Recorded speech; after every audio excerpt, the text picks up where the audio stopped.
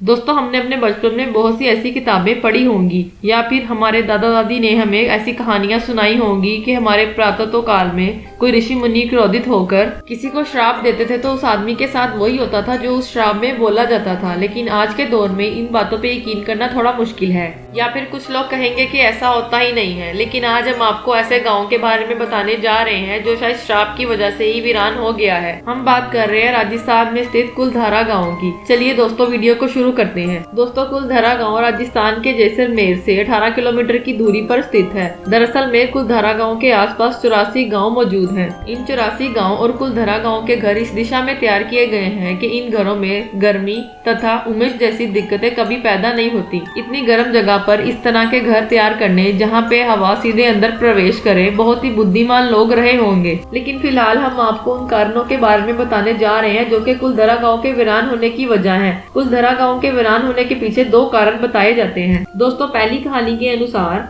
कुलधारा गांव को पालीवाल ब्राह्मणों ने 1291 में बनवाया था। पालीवाल ब्राह्मण बहुत ही मेहनती और नेक इंसान थे। साथ ही साथ पालीवाल ब्राह्मण बहुत ही बुद्धिमान इंसान थे। उनकी बुद्धिमत्ता का प्रमाण हम आपको पहले ही बता चुके हैं कि जिस दिशा में कुलधारा गांव में घर बनाए गए हैं। इतने बुद्धिमान और नेक लोगों का गाँव रातों रात वीरान कैसे हो गया, इसके पीछे था उस गाँव का एक दीवान जिसका नाम था सालम सिंह। दरअसल में वो इस गाँव की एक खूबसूरत लड़की पर मोहित हो गया था और वो इसे किसी भी तरीके से पाना चाहता था। लेकिन गाँव के लोग उसे वो नहीं देना चाहते थे। लेकिन हद तो तब होगी जब उसने एक संदेश भेजकर ये कहा कि अगर अगली पूर्णमासी तक उन्होंने उस लड़की का हाथ उसे नहीं दिया तो वो उसे जबरदस्ती उठाकर ले जाएगा। ये सुनकर गांव वाले हैरान और परेशान हो गए। उन्होंने सभी गांव के लोगों को एक स्थान पर सोच विचार के लिए एक रात को इकट्ठा किया और ये विचार किया कि अगर हमें अपनी बेटी को बचाना है तो हमें रातों रात ये गाँव खाली करने पड़ेंगे। ये निर्णय लिए उन लोगों ने रातों रात ही गाँव खाली कर दिए और जाते जाते ये श्राप दे गए कि इस गाँव में कभी कोई नहीं बस पाएगा। लेकिन इस दूसरी कहानी के अनुसार इस गांव को पालीवाल ब्राह्मणों ने नहीं बल्कि कुलधार ब्राह्मणों ने बसाया था। इस कहानी में ये बताया गया है कि यहाँ पे बहुत ही क्रूर राजा रहता था जो कि यहाँ की जनता को जीने नहीं देता था। उन्हें यहाँ पे अपनी आजादी से जिंदगी गुजारने की इजाजत नहीं थी।